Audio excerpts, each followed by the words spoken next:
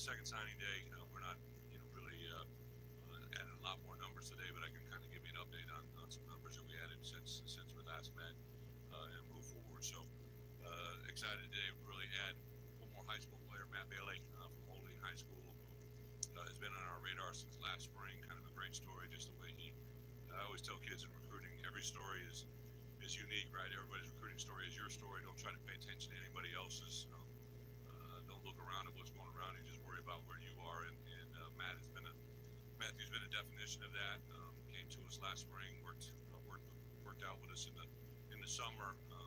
Went on to have an outstanding senior year, and just really excited to get to where we are with him. And then one other guy that's kind of an unusual signing, Zai Chrysler. Zai was a guy that we became aware of last year during our bye week.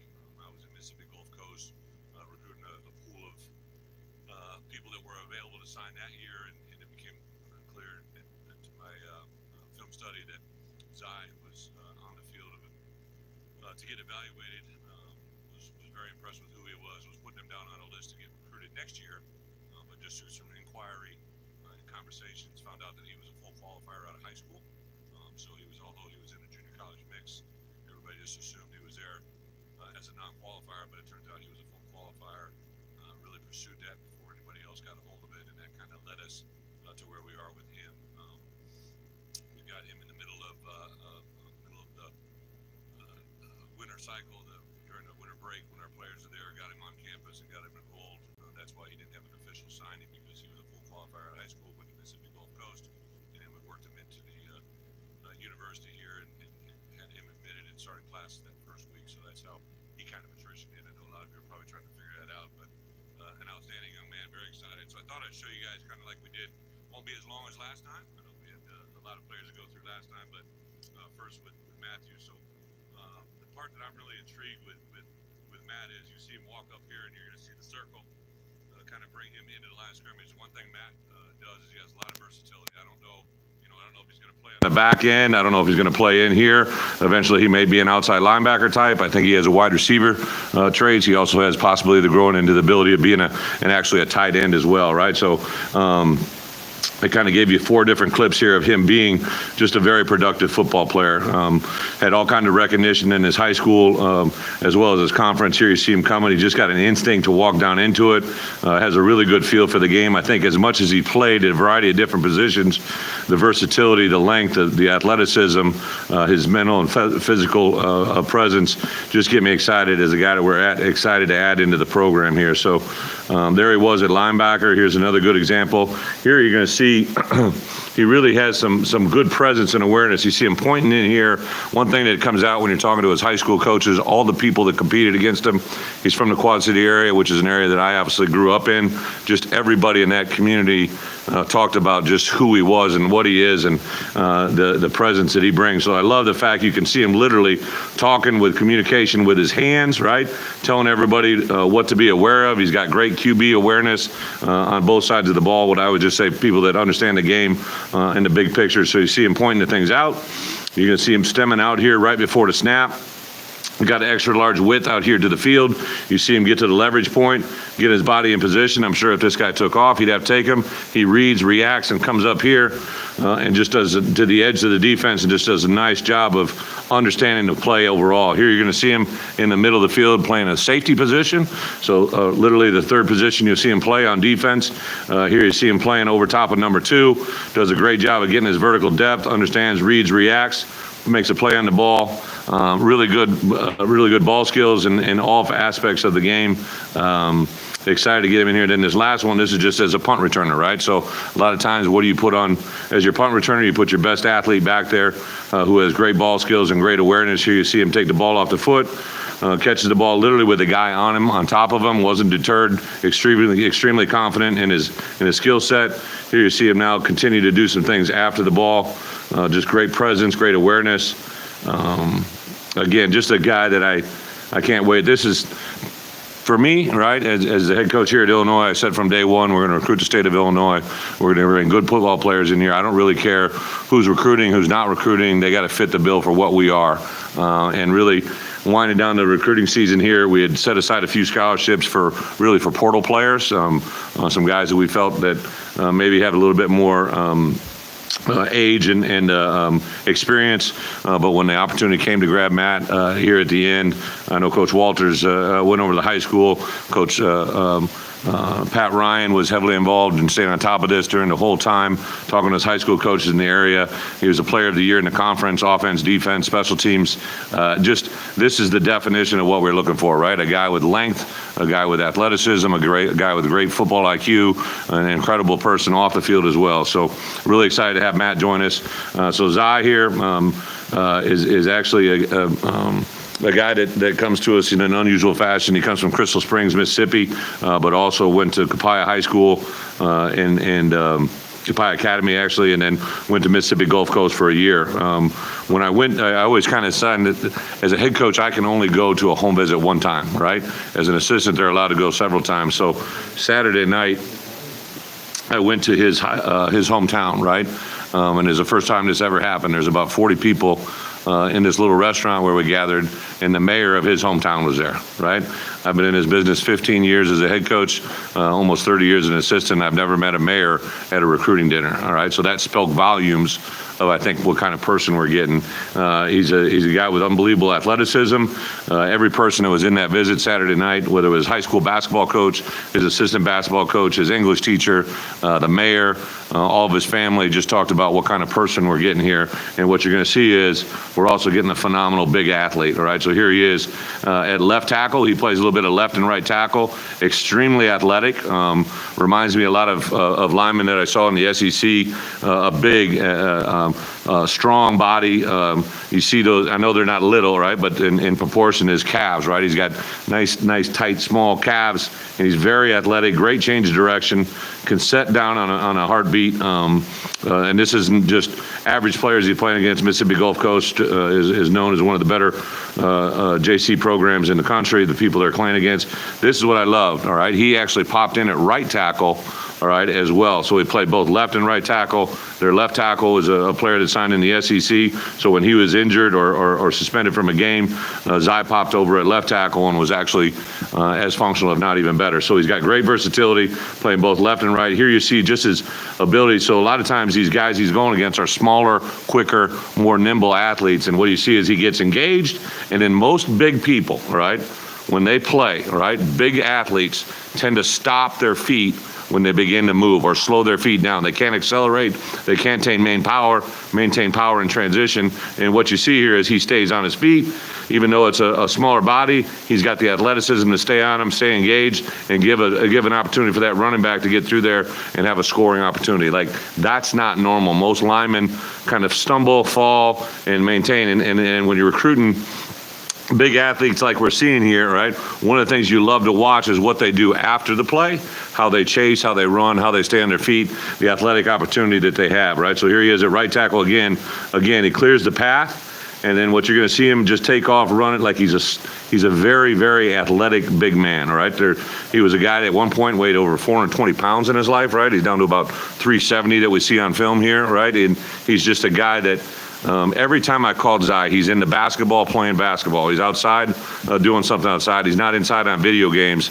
He's always doing something athletically. And here's another great example, right? Nice vertical set. He's got extremely long arms. He's a 6'6", 6'7" guy with equal length. He's really, from an NFL standpoint, his measurables are incredible, all right, what he truly has. So very excited to get Zai into the program. Tank shared with me a story the other day, right? So he was in one of his first conditioning sessions, and he's a big guy, right? I can understand that as well, right? Sometimes things don't come easy.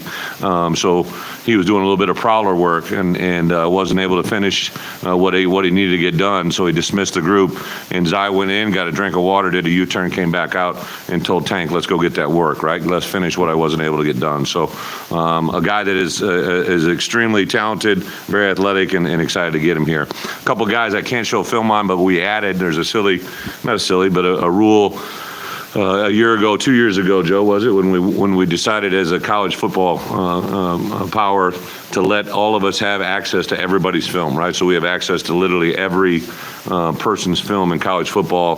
So like the PFF world for our portals, we have access to every team, like everybody does, right? So one of the things that is a byproduct of that is when we sign a transfer, we can't use film from other schools. So we gained Tommy DeVito, who obviously is coming to us from Syracuse. You've all been able to see his film. But the last time we get together, I couldn't talk about Tommy. You can't really talk about transfers until they've matriculated into your program and started classes. So Tommy's been in our classes from the get-go. Really last fall, during the course of fall, especially when Art became injured and we knew he was going to have surgery with the departure of BP. We were really low on veteran, experienced quarterbacks, so we were looking for an ideal guy to have a one-for-one, a guy that we felt could come in and give us depth. He's not the same eligibility factor as Art. He's not the same eligibility factor as anybody else in our program. And then, of course, we're having Donovan Leary come in. So I was really excited when I came across Tommy's film.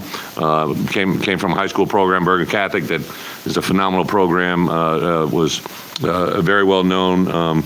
And Tommy, when I watched his film, just was excited about his arm talent, his ability to be on the field. But then when you meet him, he's a guy, I'm sure that you guys have seen the videos, doesn't really lack confidence, very proud to be from North Jersey, and everything from A to Z. When I went into his home and met with him and his parents, just was very impressed with his demeanor and been a great addition. I know from our guys, we haven't been able to watch him throw as coaches, but our players have been having voluntary workout sessions. They're very, very impressed, very complimentary about Tommy and where he is. He actually knew Art from back in the day, and just a lot of good connections as we go forward. And then T-Rod Edwards is a young man that we've joined, who actually comes to us from just outside of Columbus, from Northwestern as a transfer student. And now Tommy was a grad transfer, so he comes in as a grad transfer, immediately eligible to play. T-Raw obviously had spent a couple years at Northwestern and joins us now as a pure portal transfer. So he came in, joined us, was in on our very last visit weekend, and then we're able to get him and start him in school as classes started. So he's here on campus running full speed ahead. So really, we signed 22 high school players, right? 22 high school players. 11 of those players came from the state of Illinois. Those 22 players, I believe, Pat, how many we got? 8 on campus? Is it 8 or 9? 10 players that graduated from high school early and came to campus. So a really good combination there of players like we set out to do, good players from the state of Illinois. Also, we're able to get them in school a semester early so they can be a part of our program during the spring through spring semester and a jump start into the summer and, of course, next fall. In addition to the 22 high school players, we signed 2 junior college players. We signed 2 transfer players. And then we also added 5 PWOs, right? Five preferred walk-ons that have come to us either out of high school or from another college experience that are on our campus right now as we go forward. So really, that's about it from a program standpoint. Open up for questions. The thing I would share with you is, as this thing unfolded, I gave kudos last time to our recruiting department, but also to assemble this staff from Josh and his administration, what they allowed us to do from campus, what they allowed us to do with admissions and housing. There's a lot of things that have changed, in my opinion, for the better, that have really made it a more accessible opportunity for us to get student athletes in here and represent Illinois in the right way. And I'm forever thankful for that as well. So with that, I'll open it up for questions. Yeah. I'm sorry, Coach. You're This used to be the day. Mm-hmm. You sign 25 guys and everybody get all fired up. It's not like that anymore. How do you feel about how that changed? I absolutely personally love it. I was actually just talking to I spoke in the last 48 hours to a couple Division I football coaches across the country in our conference and in others. And one of the things we've been kind of talking about is there's been some discussions about changing back to this date or somewhere in between. I think without a doubt to stay in December. Now, there was a little bit of a discussion in our head coaches meetings at the AFC, at the American Football Coaches Association, to maybe move the December signing date back a week, which I could actually understand that, because It'll allow you a little bit more time in December for teams that are playing in championship game to get out on the road and do things. But I really hope we stay with the December period. If it gets moved back a week, I'm fine. But what it doesn't, what prevents is if we didn't sign those guys in December. So all those 21 players that we signed in December, we would have had to been recruiting them all through January, right? And it just, it's cost effective, it's time effective. It allows kids that know where they want to go to sign and be done with it, and they don't have people beating down their doors. I think it just makes a lot of sense.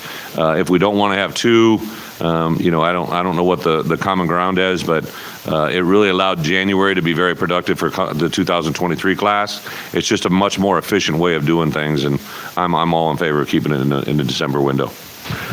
Bret, this is such a numbers game of adding talent to your roster. Yeah. 22 prep kids, I believe, a couple transfers. How do you balance, how do you approach, how does it evolve of how you want to split that up, especially this year? It's a great, when I took this job, I know you guys have heard me say this. I told Josh there's probably not a better time to try and take over a program than, as ironically as it was during COVID, for a lot of different reasons.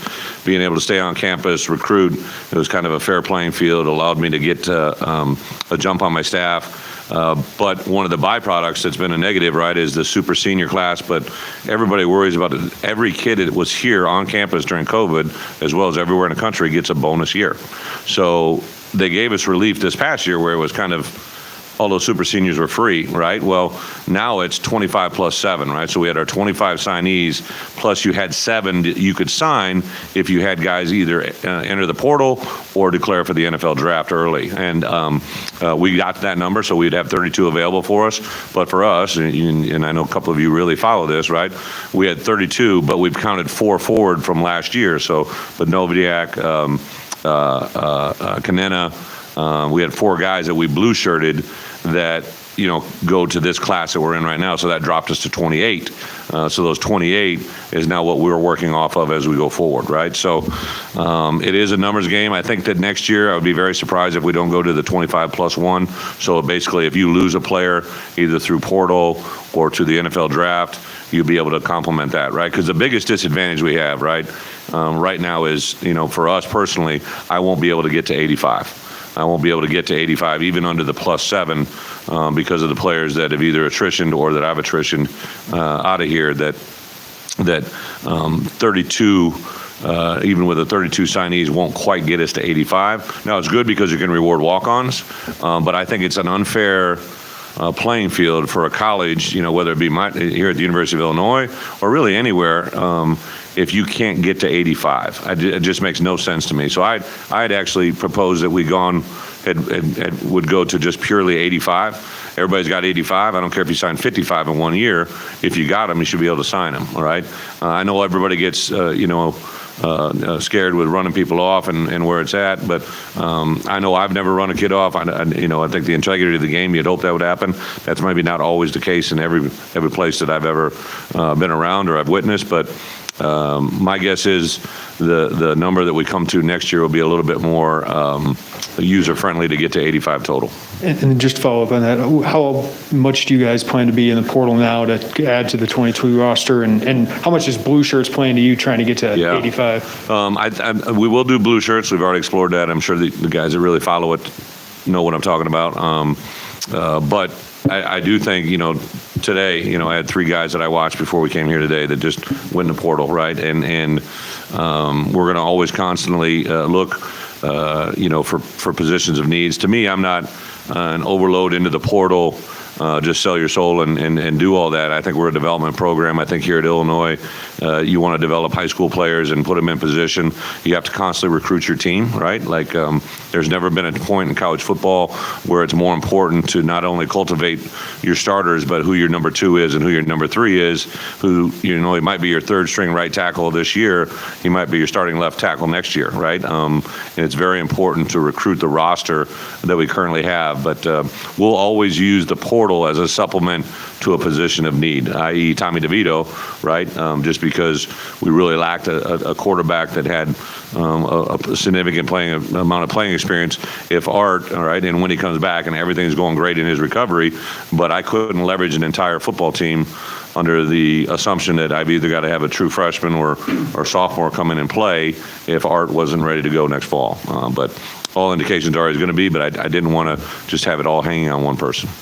To follow up on that with the portal, we saw like Mel Tucker at Michigan State this year essentially completely rebuild his roster and have a lot of success through the transfer portal with guys like Kenneth Walker. How difficult was it for you to balance, I want to build through the portal and get good really, really quickly, and also developmental program, get the kids, build my roster through the high school talent? I can't count on anybody else. I can comment on Illinois, right? So we say and preach family a lot, right? So I went into that opening team meeting and expressed that I wanted to see and have an opportunity for anybody who's in that room to come back. So that probably drove that message more than anything. I think if you're dealing with portals, for me, right, and what we do here at Illinois, if I have a young man walk through that door as a freshman, I think everybody kind of assumes there's going to be a transition, right? He comes in, he's been raised by a certain set of parents or a community or a church or a high school, and there's going to be growth. But when you bring in a player like Tommy, right? Like Tommy comes in, like I did a lot of back end, conversations, a lot of research on him and who he was, and really did my research, because when you bring in a guy with 1 year of eligibility, they better represent what you believe in, because you don't have a lot of time to adapt them. So I think it's important for those portal players to come in and represent what you really believe in, because those younger players are going to automatically look to them and say, oh, that must be what Coach B wants, right? And so for that reason, we're not going wholesale, but I think the byproduct will be pretty good. I think you want to look at this, right? So history repeats itself. I say that all the time. I've done a presentation every recruiting weekend. I talk about it with our players. So the last time Illinois signed 11 players from the state of Illinois was 2003, right? This is the most that we've signed since 2003. 2003 was the birth of the recruiting class of 2007, which was the last last Rose Bowl team that played here. If you go through that 2003 signing class, you look at the players that came from Illinois and were a catalyst to that 2007 team that obviously did some really good things. There's a lot of commonalities to what we're trying to do here, and I don't think Illinois has changed all that much to draw that comparison, right? Which is what I think I'm looking for, and what Josh and I have always talked about: sustained success. I didn't want to have a flash in the pan. I wanted to build something with a great foundation. When you talked about Sean Miller a couple months ago or whatever, you mentioned you had a needed wide receiver, you signed him, you spotted him, you did this. Someone like Matthew Bailey, maybe he's a safety, maybe he's a linebacker, maybe he's a tight end. How do you approach that with a class of some guys are slotted, some guys are athletes, and we'll figure it out? Yeah, Robert, it's really just kind of like you said, so we went in to last year with a number that we knew we had, right? Didn't know how the year was going to pan out as far as if we were going to have transfers or numbers that would adjust. So we kind of had a set number of this is the number of wide receivers, right? And to be honest, that number was 3. We ended up going to 4 because of who we could get our hands on, right? I think there's a certain element, especially here during the infancy of our program, that you got to take good players you feel fit your program, and you might have to skew your numbers a little bit here and there. I had intended to only take 4 high school offensive linemen, but when Mountis came and had the opportunity to join us, I jumped it to 5 because I thought we needed another high school development tackle that has great length and good power and a good skill set. And there's all the way around. The first time I watched James Kreutz, like he didn't fit our numbers, right? But the more I watched him, the more I talked to Coach Holisek, and the more I talked to the coaches that competed against him, I'm like, I need James Kreutz in my program, right? Even though his numbers didn't fit, that young man fit everything that we embody. And I'm convinced of that more now than ever after being in his home and being around his parents. It's kind of cool, obviously, because we have Josh here, right? And we're able to recruit him that way. So I think as a head coach, you always got to be aware of when you got a player that really fits what your DNA is.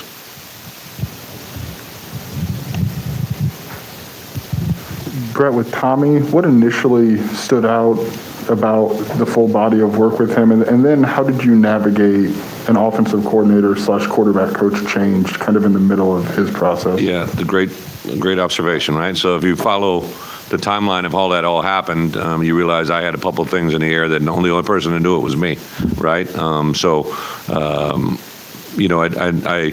knew at some point when the transition was going to take place. We were involved in the end of the first wave of recruiting, all the things that were taking place around us, and I think the part that I really enjoyed about Tommy, like a lot of times I take things personally, right, and I'll start to reach out. So once Pat Embleton and the recruiting staff or the personnel department brought me Tommy, and we kind of made a decision. This is a road that we're going to explore. I reached out to people I knew at Syracuse, people that were there at Syracuse when he was there last year versus when they were there 2 years ago. Watched film from every year, that he was there. And really just began to do it personally. That first week of live recruiting, I was the one that went in the home with Coach Bart Miller because we were recruiting Matt Fries out there. So we swung into the home. So it just made it about the University of Illinois and for me as a head coach. So when I made transition, the first home that I sent Coach Lunny in was to Donovan's.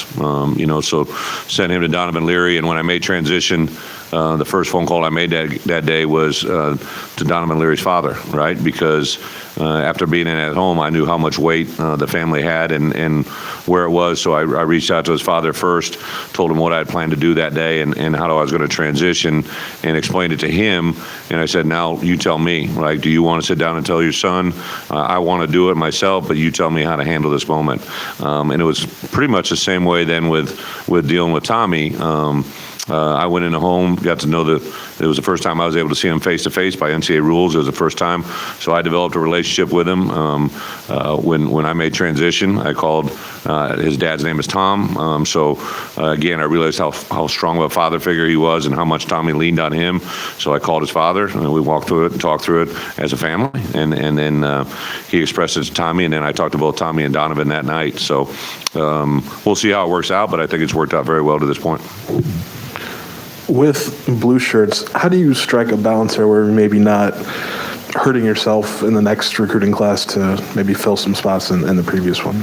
Well, I think it's really, 25 is the standard that, the NCAA has given you for, recruiting. And you can always sign a class of 25. I just think to find a hit on 25 is going to be a little bit hard to realistically think you're going to find 25 great players in a recruiting class. So if we can steal from them, move them forward, especially this portal world. Look at Jack Badovdiak, right? Like, I know we're not happy with the 5-17, but Jack was critical and essential for us to get to where we needed to be, and he was a great use of a black shirt. Kanena Udalaga, I know you guys haven't seen him yet, but I'm very excited that we got him as a blue shirt opportunity.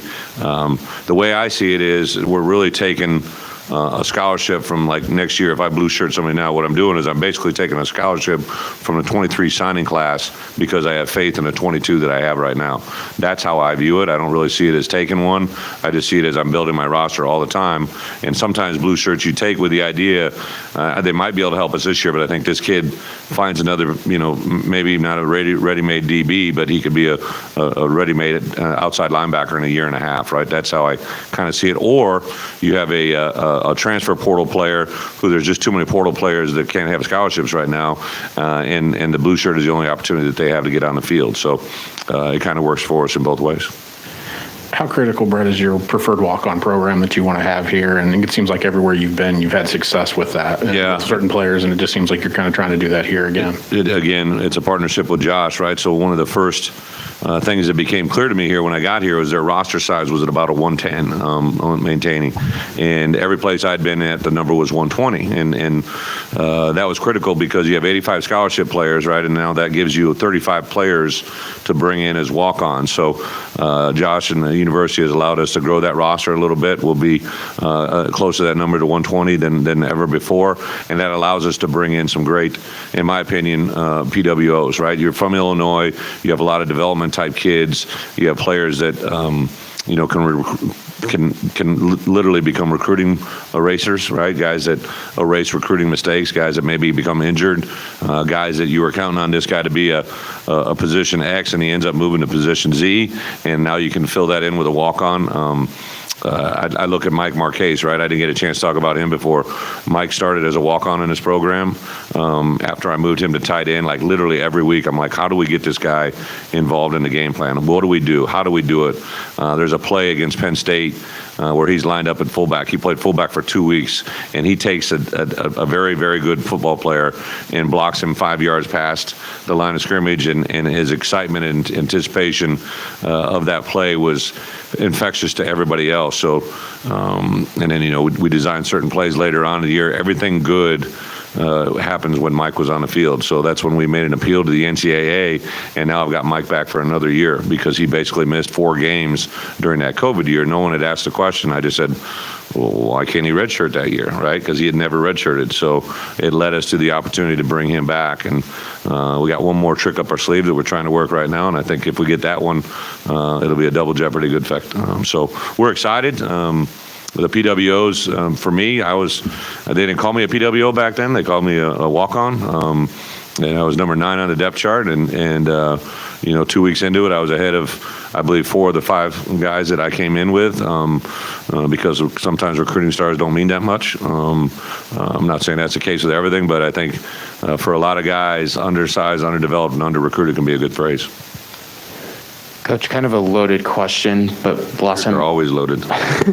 last time you were in college football, the transfer portal didn't exist, and you kind of mentioned there's not an opportunity for every player in the portal to get a scholarship. Can you just explain your entire feelings toward the portal and what it means? Listen, I think the portal is a great thing, right? So when we have guys in that we're showing visits, so my first portal player was a guy by the name of J.J. Watt, right? He was a guy that was coming from a MAC school that wanted to return to his home state. That was a non-scholarship player, and obviously it worked out well for a lot of people, right? My first true portal player, grad transfer, was Russell Wilson, right? So even though we weren't using it back then, those were the same exact things we're doing now, and I think it gives a great opportunity for a guy that's in a bad situation that's not good for him, right? So I'll never forget getting Russ and talking to him, and I watched his NC State film, and then I talked to him on the phone, and he's actually traveling as a pro baseball player, and we're talking about Motown and Aretha Franklin and all this stuff, and I'm like, this is kind of cool recruiting an older kid where you don't have to talk about how cool shoes we're going to wear or what graphic he's going to get. Like he was an adult, right? He's a grown ass man, and he makes good decisions, right? So the portal thing, I think, allows kids that maybe because of a coaching change, maybe because of even a coordinator change, right? Or maybe they got misled during the recruiting process and they're looking for a new home. It gives guys an opportunity to do that. Now, I'm not going to be oblivious too, right? We've had a number of players enter the portal. I would say that every player that's entered the portal to this point has been a healthy conversation between me and them, right? And I think anything that helps our players be able to chase their dreams higher is, I'm going to encourage them to do everything we can. There's going to be, I think, it'd be fair to say that there's an unknown to this whole thing, right? Because, I think kids can get misled in the portal. I get very concerned about the rules around portals, right? Like you can't talk to a kid until he's in the portal, but there's a lot of gray area that's coming into it that concerns me, that I just think the integrity of the game, especially in our conference, concerns me. But I think overall, it's a very positive thing for everybody involved. Bret, O-line, obviously you had 2 JUCOs that maybe can help you right away. Isaiah, tackle, but Zylan, where's short-term, long-term do you kind of see him fitting in and competing for you next year? Yeah, I told Isaiah and Zy both, to me, they can play 4 of the 5 offensive line positions. They both have played guard. They both have played tackle. Fortunately for them, both of them have tackle measurables, right, and guard ability. Kind of tell different 2 cities. Isaiah, I know you haven't seen him yet, but Isaiah, you're going to see him, and he obviously has good weight, but he's going to appear thin to you, and I think he's going to be a growing body. Where Zy, you're going to see him, and you're going to be like, he's a big dude, right? And we can bring him down a little bit, but I don't think we want to bring him down unnecessarily fast. I think it has to be on good terms where he's at. Julian Pearl, has played tackle and really don't have a lot of other guys that have reps at tackle. So I would say it's more tackle to guard, but we'll see where our numbers are at. Wrap up with Scott here. Is there something you like in particular about Jersey quarterbacks? Not you got three. You know, I get it. Strictly just, coincidence, I think. You know, it wasn't like we set out to sign Jersey kids.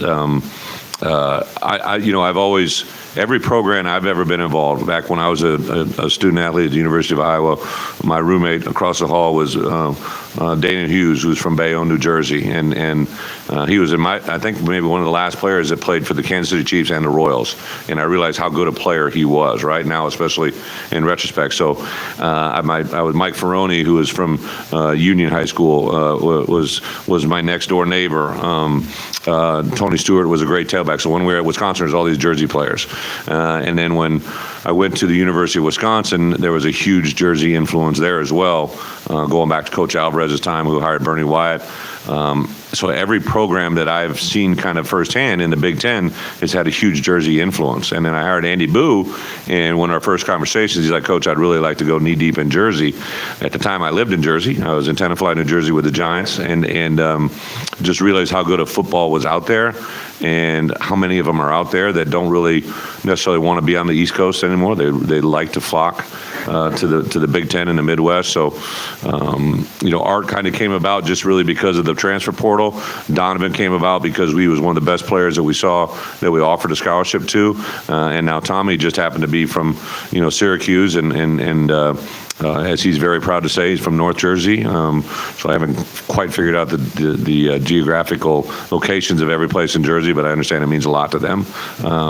But no, I think I've been around and played with a lot of Jersey people who are very proud people, right? And I think that bodes well for our program here. But no, there's no conscientious effort of quarterbacks, I promise you. All right. Thank you, Coach. Thank you. Let's have a good night tonight.